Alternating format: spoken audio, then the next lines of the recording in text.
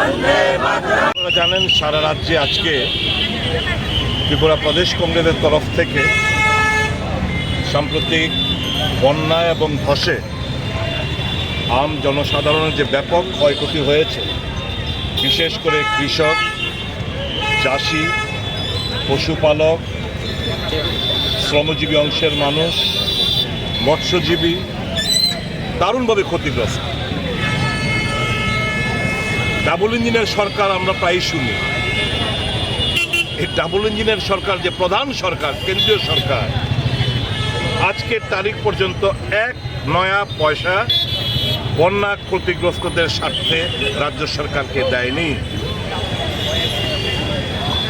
এতেই বোঝা যায় ত্রিপুরা নিয়ে কতটা উদাস। ত্রিপুরার মানুষ মারা যাচ্ছে না খেয়ে, বন্যায় দারুণভাবে ক্ষতিগ্রস্ত। গন্ডাছড়ায় পুজো নেই, বাংলাদেশে পুজো হচ্ছে না, আমরা খুবই নিন্দা জানাই। কিন্তু আমার রাজ্যে গন্ডাছড়ায় পুজো হচ্ছে না, এ নিয়ে বলার কেউ নেই।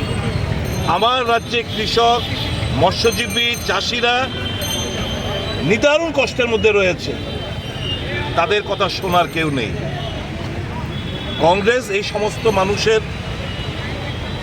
তাদের মনের ভাবাবেগকে পুঁজি করে আমরা কর্মসূচি হাতে নিয়েছি। এবং এটা করতে গিয়ে আজকে আপনারা জানেন, দুর্ভাগ্য, মানুষের কথা বলতে গিয়ে আজকে মোহনপুর এসডিএম এর পক্ষের ভেতরে আমাদের কংগ্রেস কর্মীরা তাদের শরীর থেকে রক্ত ঝরেছে। 8-9 জন ইনজিওর্ড, ব্যাডলি ইনজিওর্ড, এরা হাসপাতালে গেছে, আইজিএম হাসপাতালে। গুন্ডারা, হারমাত বাহিনীরা মোহনপুরের সংঘবদ্ধ হামলা চালিয়েছে এসডিএম অফিস কক্ষের ভেতরে। অপরাধ মানুষের কথা বলতে এসছে, অপরাধ কৃষক কুলের কথা বলতে এসছে, অপরাধ মৎস্যজীবীদের ক্ষতির কথা বলতে এসছে, অপরাধ যে শ্রমিক মেহনতি মানুষের দুর্দশার কথা বলতে এসছে। কাজে তাদেরকে মারধর করো, লাঠিপেটা করো। ফেসিবাদের একটা সীমা রয়েছে এদের মধ্যে, আর স্বৈরাচারী শাসকদের মধ্যে আমরা কোনো পার্থক্য খুঁজে পাই না। যাই হোক, রক্ত ঝরুক আর যাই খুশি হোক, কংগ্রেস দল মানুষের স্বার্থে তারা তাদের ভূমিকার দায়িত্ব সবটাই পালন করবে। এবং আজকে এই সারা রাজ্য জুড়ে একই কায়দায় 23টি মহকুমায় আমরা আমাদের কর্মসূচি পালন করছি। আমাদের ডিমান্ডের মধ্যে শুধু এইগুলোই নয়, আচমকা বিদ্যুৎ মাশুল বৃদ্ধি করা হয়েছে, আমাদের দাবি সনদের মধ্যে রয়েছে।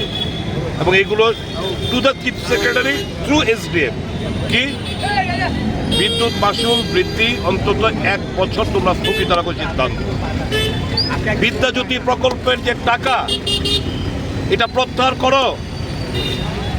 মানুষের অবস্থা অর্থনৈতিক ভেঙে পড়েছে ত্রিপুরা রাজ্যে।